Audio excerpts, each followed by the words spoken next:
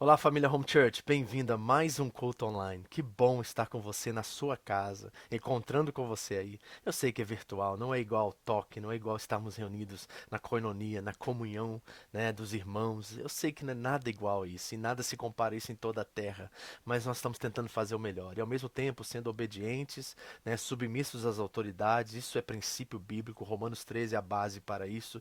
Então nós estamos tentando o melhor que nós podemos, né, nesse momento, com as restrições ainda mais radicais agora, nós queremos realmente dar um bom testemunho na nossa sociedade, na nossa família e como igreja. Então, aguenta mais um pouquinho aí, tá quase lá. Eu creio que após o feriado nós vamos estar nos reunindo novamente. Então, falta pouco, segura mais um pouquinho, já já isso tudo vai acabar. Com isso, eu quero trazer a palavra de Deus a vocês e quero trazer uma percepção. Nós precisamos de discernimento nessa pregação, nessa ministração.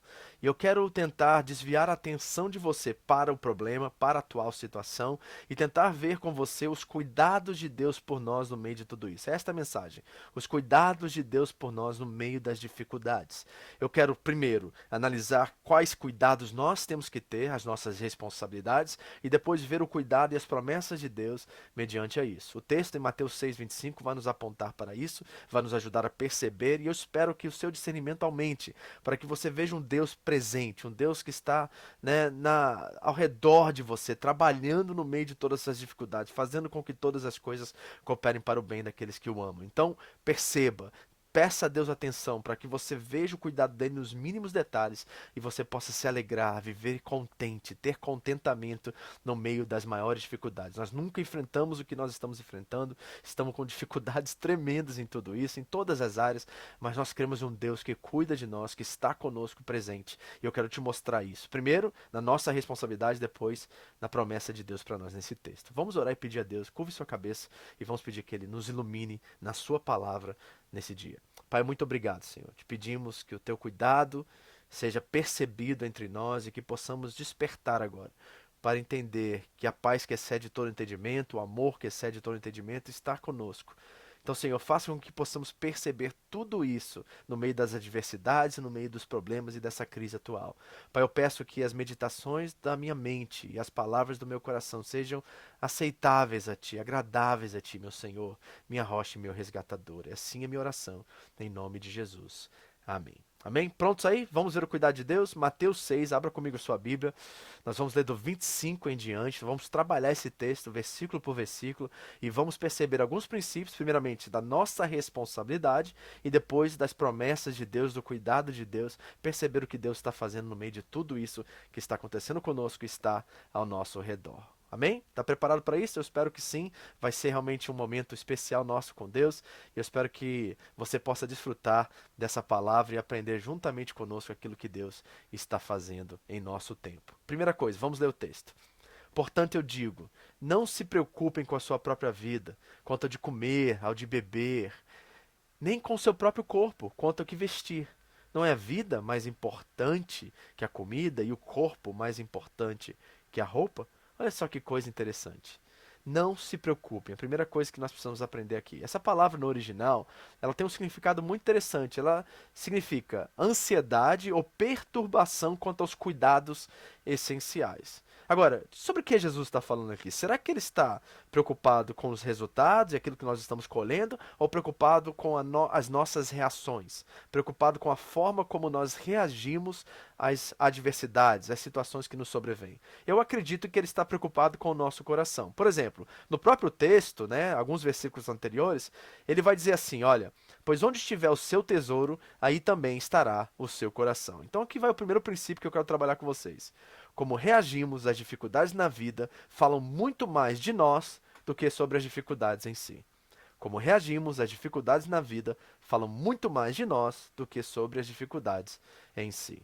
Então, esse texto nos revela que é o nosso coração que está fora do eixo, não está percebendo as coisas claramente. No versículo 24, por exemplo, ele diz assim: ninguém pode servir a dois senhores, pois odiará um e amará outro, ou se dedicará a um e desprezará a outro. Vocês não podem servir a Deus e ao dinheiro. Ele coloca o dinheiro aqui como uma entidade. A palavra no original é mamon, se serve como uma identidade. Então, qual será o foco de Jesus aqui?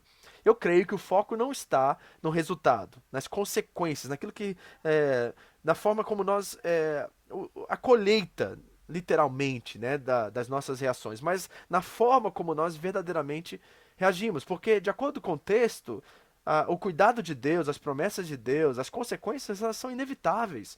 E elas estão garantidas de certa forma. A questão é como nós reagimos a tudo isso. Então, voltando ao ponto, a forma como nós reagimos à dificuldade da vida fala muito mais de nós do que das dificuldades em si. Vamos identificar, então, alguns cuidados que precisamos ter que revelam uma desconexão entre a nossa identidade de filho e a nossa realidade. Okay? Então, o que eu quero trazer para vocês é alguns cuidados, vamos ver 4 ou 5 deles, a qual precisamos ter diante dessa realidade, diante do que o texto está colocando para nós aqui, a qual cria uma desconexão entre a nossa identidade como filhos de Deus. O nosso Pai é conhecido nas Escrituras como Criador de todas as coisas. Jesus é conhecido como aquele que nele habitam toda a ciência e toda a sabedoria. Então nós temos um Pai onipotente, onipresente, onisciente, todo-poderoso, e nós somos filhos desse Pai.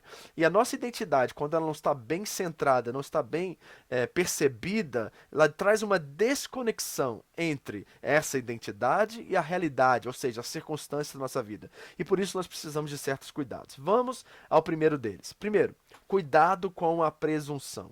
No dicionário da língua portuguesa, a palavra presunção significa julgar segundo certas probabilidades, supor ou imaginar.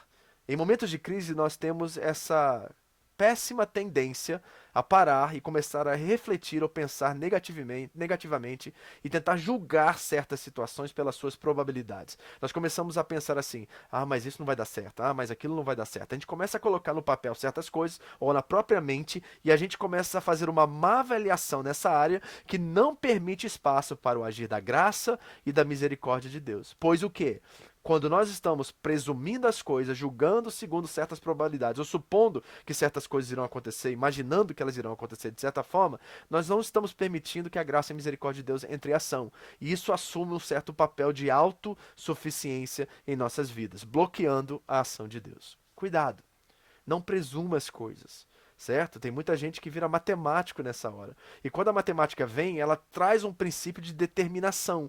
E se está tudo pré-determinado, não há espaço para a graça de Deus e a misericórdia e o milagre dele agir na nossa vida. Então, cuidado com a presunção. Porque o fato é o seguinte, queridos: se nós agirmos corretamente, se nós formos justos, se nós vivemos os princípios do reino de Deus e formos responsáveis no nosso agir, nós podemos descansar, porque tudo que nos sobrevém a partir desse momento e dessa responsabilidade vem de Deus. E se vem de Deus, irá cooperar para o nosso bem.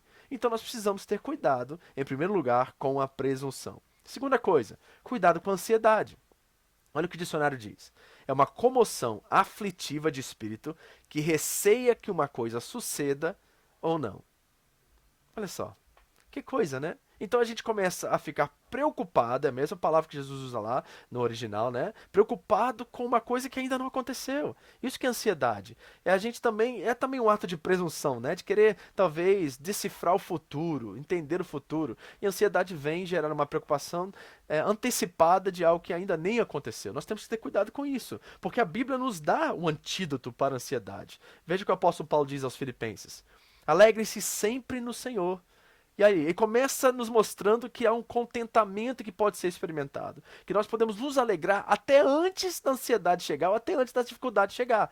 A alegria precisa ser um meio, um carro-chefe que nos move em todas as áreas da nossa vida. Por que podemos ser alegres? Porque o maior problema, a maior circunstância, a maior consequência, Jesus já sofreu por nós no Calvário. Nós temos a vida eterna. O que vier após isso é lucro. Então, por isso, nós sempre podemos nos alegrar no Senhor, porque Ele já resolveu o maior dos nossos problemas. Sabe qual é o maior problema da igreja hoje? É que muitos dentro da igreja estão buscando solução, quando na verdade deveriam buscar salvação. E a salvação já está em Cristo Jesus, que é a maior solução que já existiu na face da terra. Então alegre-se sempre no Senhor. Ele começa com uma postura positiva, de nós alegrar-nos quem? No Senhor, não é nas circunstâncias, não é nos favores que nos chegam, nas bênçãos que vêm até nós, é no Senhor. E ele diz novamente, como se estivesse enfatizando isso: alegrem-se. E seja a amabilidade de vocês conhecida por todos, ou seja, ações de graça. A alegria nos leva a ações de graça. Então a preocupação está nos rodeando, a ansiedade está falando no nosso ouvido, e Paulo está dizendo aos filipenses e a nós: alegrem-se e sejam bondosos.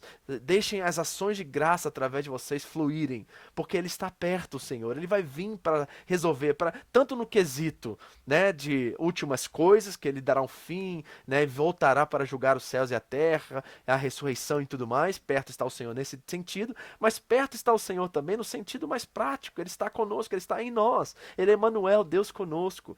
Então ele diz, a partir desse princípio da alegria, né, da amabilidade, das ações de graça e da revelação que Deus é conosco. Não andem ansiosos por coisa alguma.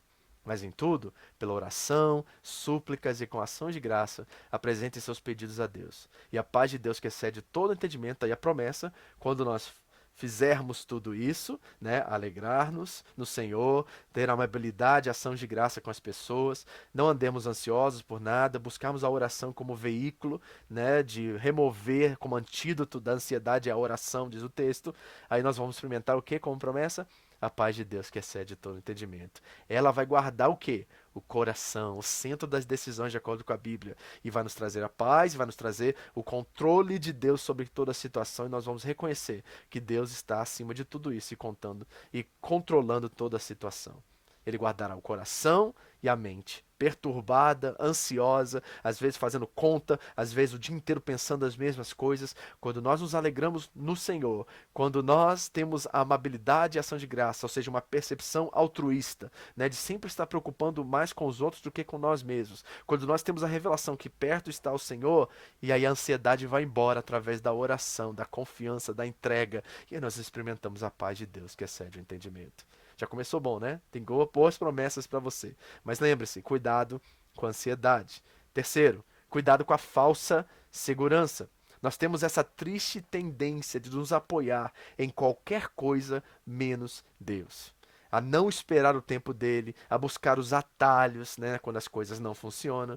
E isso é um tipo de prepotência disfarçada de determinação. É um sofisma. Tem cara de verdade, mas é mentira. É uma autossuficiência camuflada, né, essa falsa segurança. Isso é o que acontece. Deixa eu te mostrar um texto aqui que está em Jeremias, capítulo 6, do versículo 13 ao 14, a qual Judá estava sendo julgada, disciplinada por Deus devido aos seus pecados.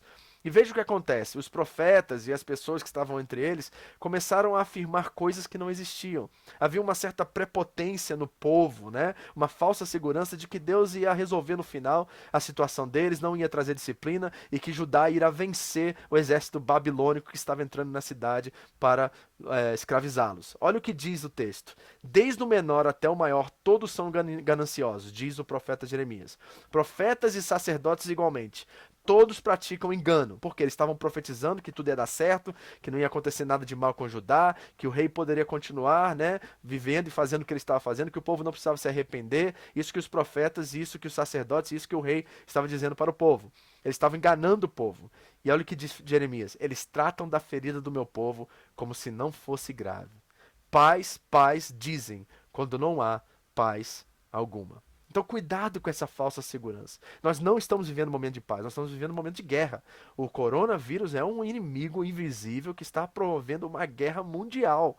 E nós precisamos ser realistas quanto a isso. Não é tempo de paz, é tempo de guerra. É tempo de oração, é tempo de jejum, é tempo de arrependimento. E nós precisamos ser realistas quanto a isso, porque nós às vezes temos essa tendência a depender de alguma coisa que não é real. E que nós não podemos depositar nossa segurança, nossa vida. Por exemplo, o governo nesse tempo, não é verdade? Muitos estão confiando aí na ajuda dos 100 mil, né, no seguro-desemprego, né? E às vezes nós temos isso como um atalho, uma muleta espiritual que tira a nossa confiança e nossa percepção do Deus que está por nós e o Deus que cuida de nós em todas as circunstâncias. Às vezes queremos reter por causa do medo, aí botamos na nossa conta e guardamos lá com medo do futuro e não somos generosos, não somos fiéis a Deus nos princípios, na responsabilidade com a igreja, com os irmãos, com as missões e tudo mais, porque nós temos essa falsa segurança que o governo, que o trabalho ou qualquer outra situação irá nos poupar e nos guardar, trazendo esse sentimento de que estamos bem, quando na verdade nós não estamos. Cuidado com o engano, cuidado com os profetas que profetizam prosperidade quando há guerra e quando é o momento que nós precisamos de discernimento, principalmente na área financeira. Cuidado, repito, com a falsa segurança. O que você tem depositado na sua vida? Cuidado com o tipo de autossuficiência ou prepotência disfarçada de determinação.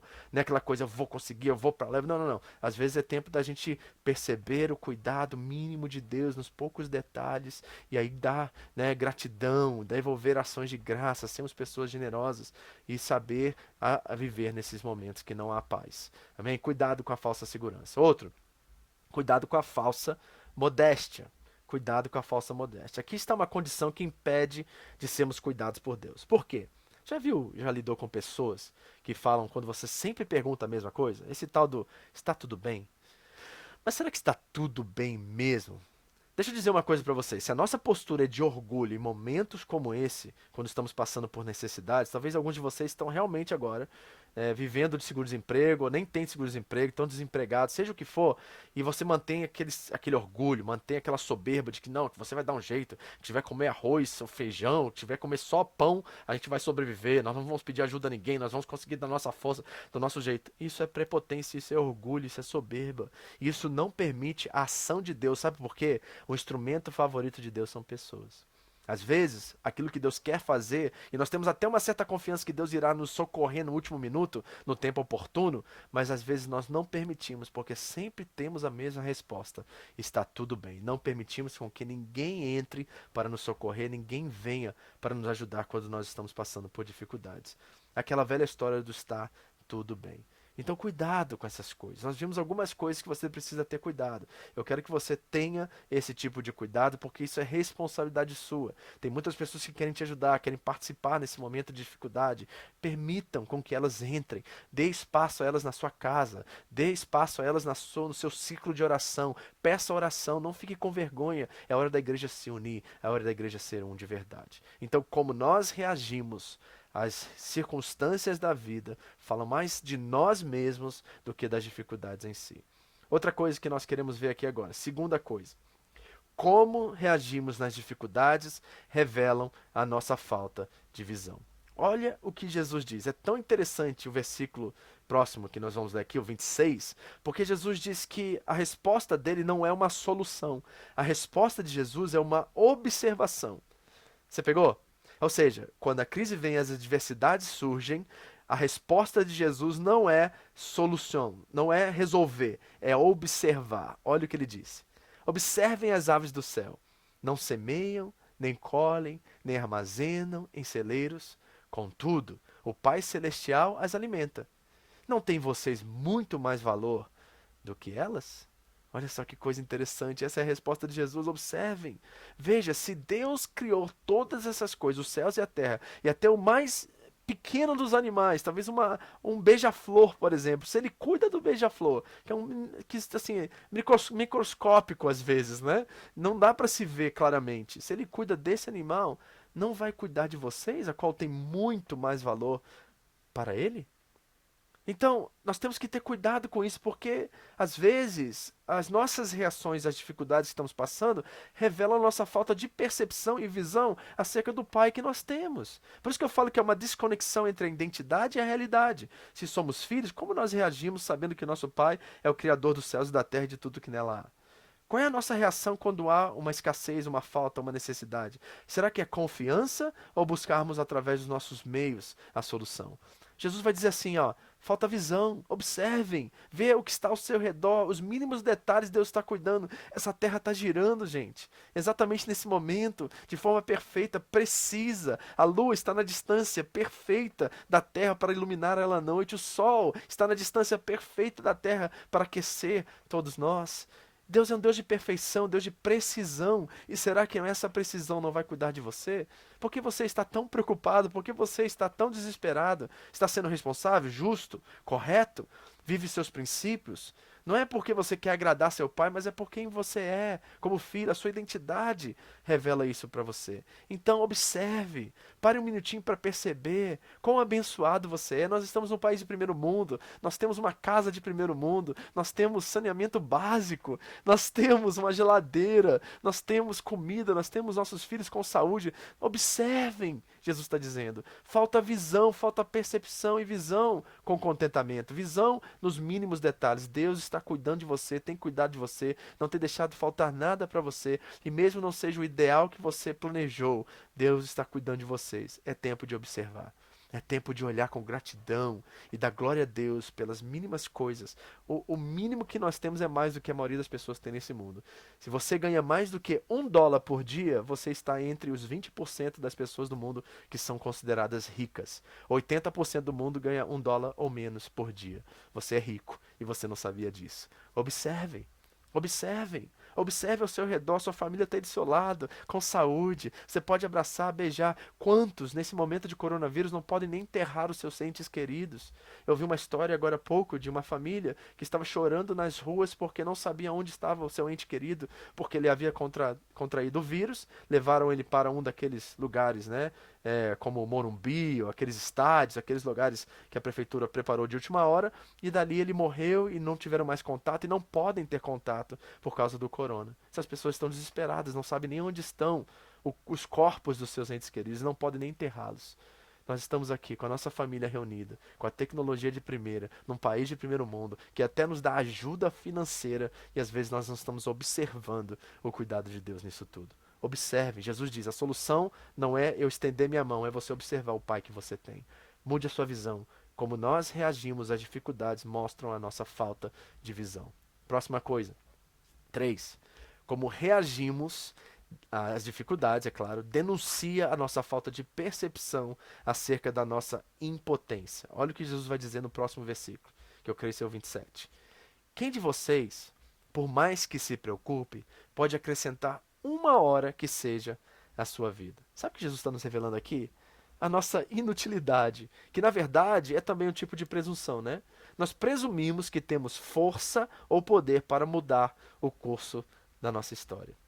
Nós achamos que nós vamos dar um jeito na coisa. Achamos que, como moderninhos que somos, que no final das contas alguém vai aparecer e alguém vai resolver esse problema aí todo, vai achar vacina, vai achar isso, vai achar aquilo, e aí nós vamos voltar à normalidade como se fosse uma coisa assim normal, comum, banal, ordinária.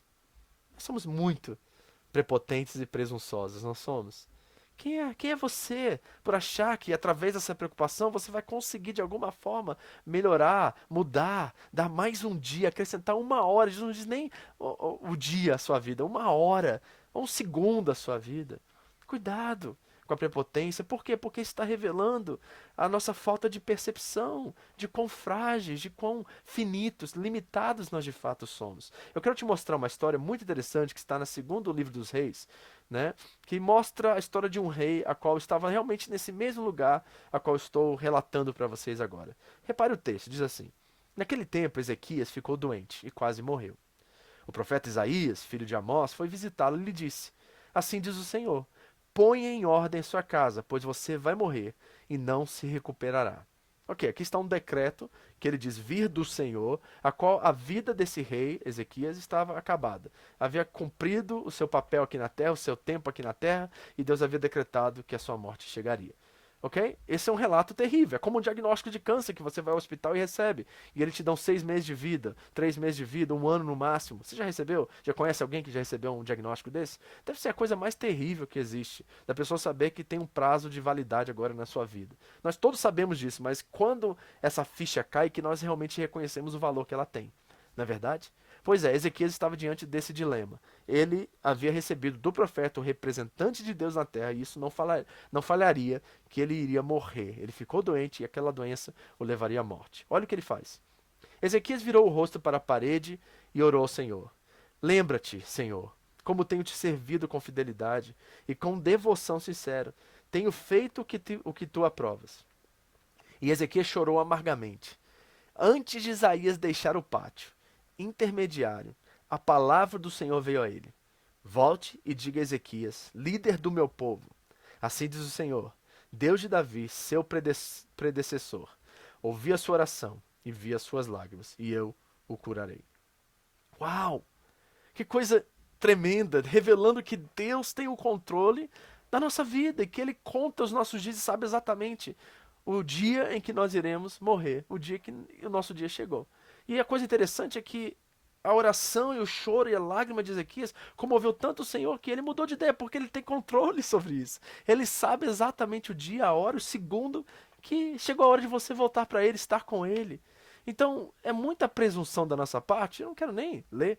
Olha só, diz o texto assim: daqui a 3 dias você subirá ao templo do Senhor, acrescentarei 15 anos à sua vida, e livrarei você e esta cidade das mãos dos reis da Síria. Defenderei esta cidade por causa de mim mesmo e o meu servo Davi. Olha aqui, reviravolta na história de Ezequias. Ele havia um decreto de morte, aquele decreto não falharia, e de repente o clamor, o choro, a oração, a intercessão, a súplica, como nós lemos lá em Filipenses 4, tocou o coração do Senhor ao ponto daquele que tem é o dono da vida e tem os nossos dias contados em sua mente, em seu coração, mudar a história de Ezequias e dar a ele mais 15 anos, e não só isso, dar a ele vitória contra o exército inimigo. Deus tem o controle de todas as coisas em suas mãos. Então, meus amigos, em nome de Jesus, saiba que você é pó, saiba que você é frágil, reconheça a sua fragilidade, reconheça a sua impotência diante de um Deus todo-poderoso e potente. Quando nós começamos a reconhecer isso, nós começamos a valorizar as coisas que nós temos. Nós precisamos entender. Jesus diz assim, ó, quem é você? Que por mais que se preocupe, pode acrescentar 1 hora sequer à sua vida. Ou seja, as preocupações estão tirando o tempo precioso que nós temos e o valor que nós temos à nossa família. As coisas que realmente contam, que têm valor e não têm preço. Nós precisamos agora dar valor a essas coisas, entender que o controle da vida está nas mãos do nosso Deus e nós precisamos fazer o melhor com aquilo que Ele nos deu. Fazer o melhor com aquilo que nos deu. Não seja prepotente. Reconheça a sua impotência. Reconheça que você não tem controle sobre a sua vida. Entregue o controle dela ao único que tem controle de fato, Deus. Amém? Quarto, como reagimos, de novo, nós estamos trabalhando o texto de Mateus 6, como reagimos às dificuldades da vida, denuncia a nossa mesquinhez. Vamos ao texto? 28 e 29. Por que vocês se preocupam com roupas? Vejam como crescem os lírios do campo. Eles não trabalham, nem tecem. Contudo, eu digo que nem Salomão, em todo o seu esplendor, vestiu-se como um deles. Os seus ouvintes estavam preocupados com roupas, estavam preocupados com o que vestir, com a beleza, com a grandeza, né? E quando Deus olha para o lírio do campo, uma coisa tão simples, tão aos nossos olhos insignificante, diz assim, nem eles se vestiram tanto quanto a beleza, a grandeza, o esplendor, a riqueza do rei Salomão, talvez um dos homens mais ricos que já existiu na história da humanidade. Nem Salomão conseguiu se vestir como Deus veste. E aqui está, né, o que está intuindo em tudo isso. Como Deus veste até as coisas mais insignificantes, que é como o lírio do campo. Olha só que coisa tremenda. Ou seja, quando nós temos uma falta de discernimento acerca do valor que Deus dá às coisas, do valor que nós temos, e nós trocamos o que é material pelo que é imaterial, o que é objetivo acima do que é subjetivo. Adotamos uma postura mesquinha que vai nos levar à perdição, a perder o gosto e a graça com as coisas dessa vida. Sabe, quando nós entendemos quem Deus é, isso tudo muda. Quando nós entendemos, eu quero voltar essa percepção aqui, né? A forma como nós reagimos às dificuldades, às vezes apontam e revelam a nossa mesquinhez, quando nós estamos botando preço naquilo que não tem preço. E, infelizmente, não lidando com elas da forma que nós deveríamos lidar. Nós temos que ter cuidado com isso, queridos. Jesus está dizendo assim, ó, vocês estão preocupados com roupas verdadeiramente? Olha o lírio do campo, Deus veste eles tão melhor do que até Salomão, e você está preocupado com o que se vestir? Não se preocupe com isso. E aí ele vai acrescentar algo que é mais terrível ainda, porque ele vai dizer isso aqui, ó, que é o próximo ponto. Como reagimos às dificuldades revela que o nosso cristianismo é falso. Porque olha o que ele diz. Portanto, não se preocupe dizendo o que vamos comer, o que vamos beber, o que vamos vestir. Pois sabe quem se preocupa com isso? Ele vai dizer, os pagãos. É eles que correm atrás dessas coisas. Queridos, isso é terrível, né? Saber que nós estamos imitando costumes, princípios, verdades pagãs, ou seja, contrárias a Deus. Quem se preocupa, diz o texto, Jesus falando, com comer, beber, é que não sabe o Pai que tem. Não é filho do mesmo pai. Não sabe que o pai é que bota, sabe, a semente no campo, é o pai que faz a chuva descer e o sol sobre os alimentos que nós consumimos. É ele que tem o controle sobre todas essas coisas, é ele que diz sim e não. É ele que dá o tempo para a chuva vir e o tempo para a chuva não vir. Lembra no tempo de Elias, o profeta? Ele ficou tantos anos sem chover e foi Deus que quis fazer aquilo. Foi ele que tem controle, é ele que tem controle sobre essas condições e o clima e tudo mais. É ele que faz os campos florescerem, germinarem, darem seu fruto. Está nas mãos dele, está nas mãos dele. Então nós tornamos o cristianismo falso no sentido que nós adotamos posturas pagãs quando nós estamos ansiosos, perturbados e preocupados com o que de comer, o de beber e o de vestir. Aí ele diz assim: mas o Pai Celestial sabe que você precisa de cada uma dessas coisas. O Pai Celestial sabe, ele conhece as nossas necessidades. O texto está nos dando uma promessa que Deus irá cuidar aqui de nós em todas as nossas necessidades. É isso que Mateus 6 promete. Que Deus irá nos dar de comer, de beber e de vestir. E nós jamais deveríamos nos preocupar com essas coisas. Então quer dizer o quê, pastor? Vou sentar na minha casa, colocar a rede e deitar e deixar. Vem na minha comida, bebida e vestimenta. É assim? Você sabe que eu não estou falando disso. Eu comecei dizendo a vocês que nosso senso de responsabilidade através dos cuidados não nos leva a viver dessa forma. Ou seja, nós temos responsabilidades. Tem algo que é nossa parte na parceria do agir de Deus, como vocacionados, como sacerdotes, como pessoas que realmente fazem a diferença nesse mundo. Deus nos deu esse mundo para cuidarmos. Temos que ser responsáveis diante dele. Então tem a nossa parte nisso, que é trabalhar. Isso traz dignidade ao homem. O homem é digno do seu trabalho, do seu salário quando ele trabalha.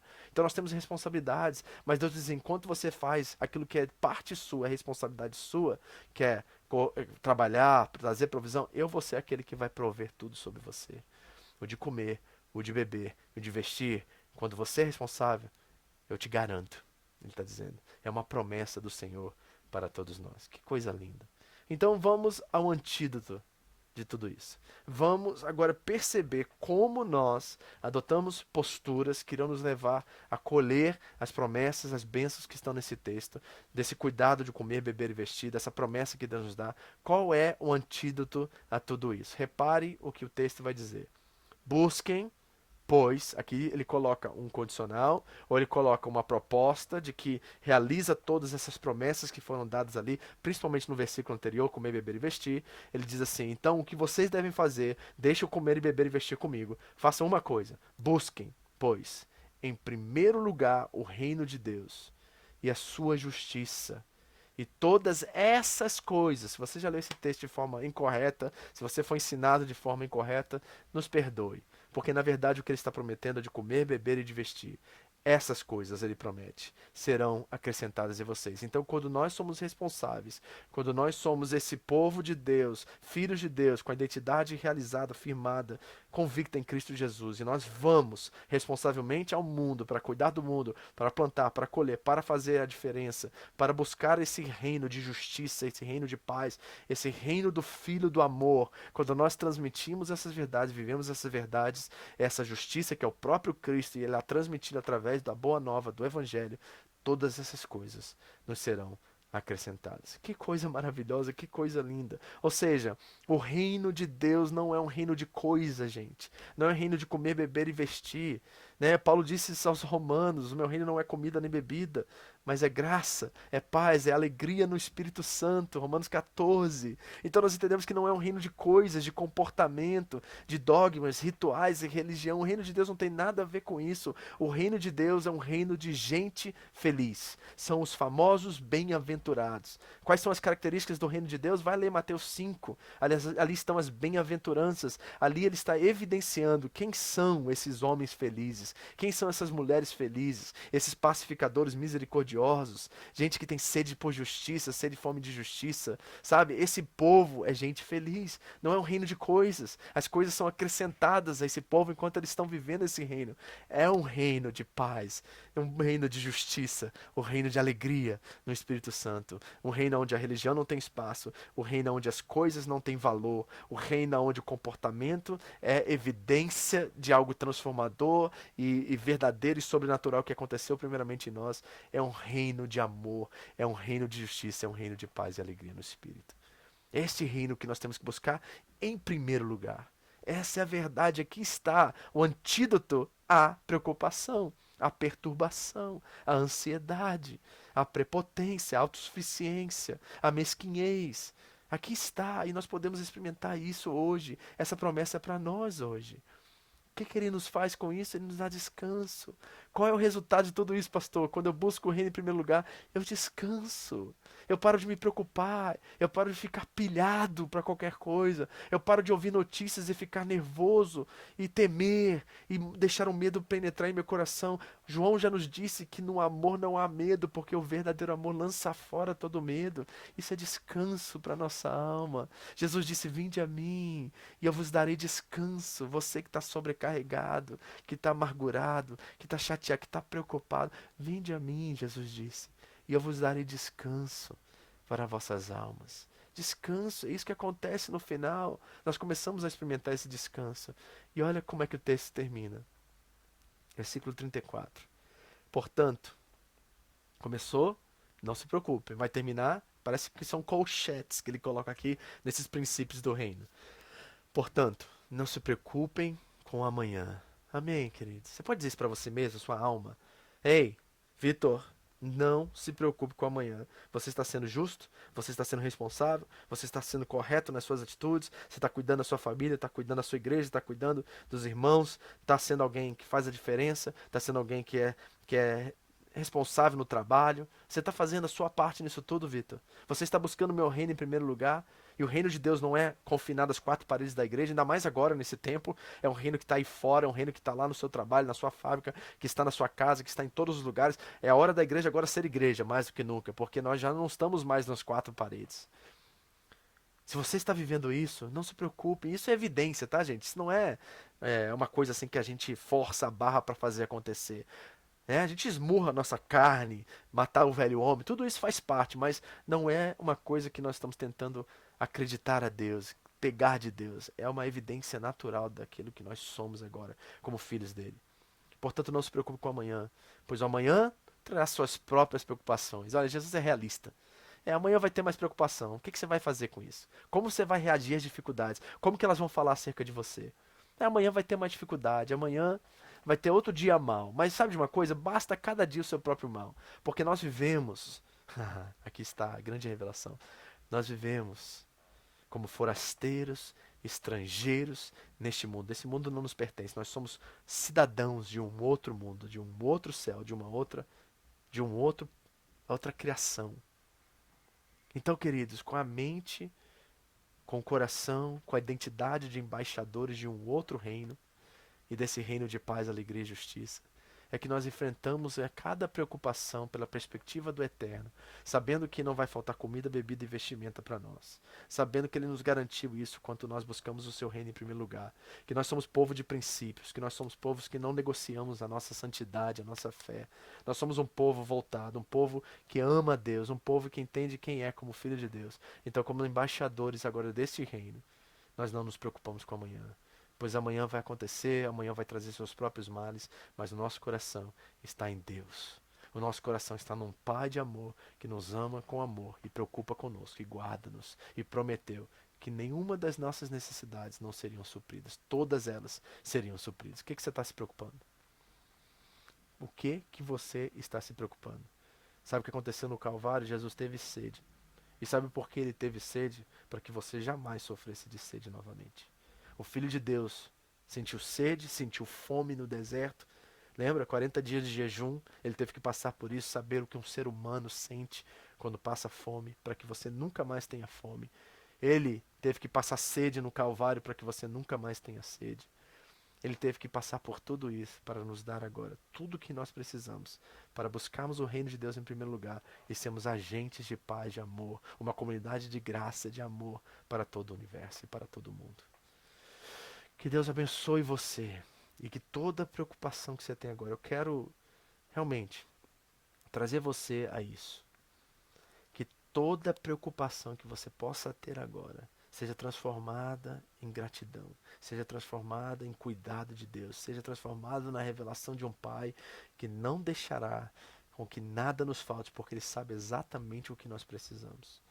Senhor, eu venho alcançar pessoas agora em suas casas, em seus lares, alguns com medo, alguns inseguros, alguns com incertezas acerca do futuro, alguns que já estão desempregados, alguns que estão vendo o desemprego chegando à porta, alguns que estão duvidando do seu cuidado por eles ou por elas.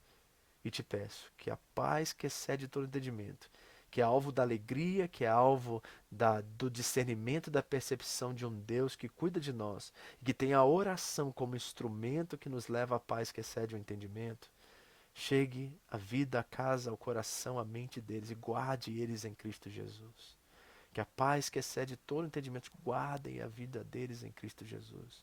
E que eles possam experimentar a paz agora, experimentar essa alegria, experimentar essa revelação, essa convicção interna de que tu és nosso Pai, se tu és um Deus onipotente, onipresente, onisciente, sabe tudo o que nós precisamos e tem como promessa suprir cada uma delas.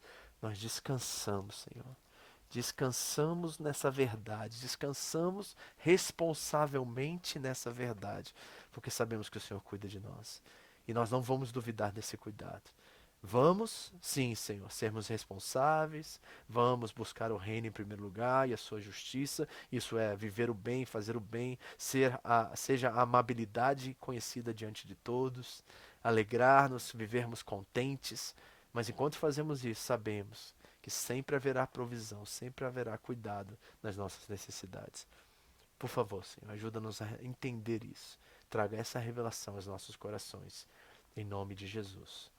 Amém. Que Deus abençoe você e que toda preocupação seja lançada fora para que o amor entre, encontre espaço e você reconheça o Pai provedor, Jeová Jireh, que você tem na sua vida. Em nome de Jesus. Amém.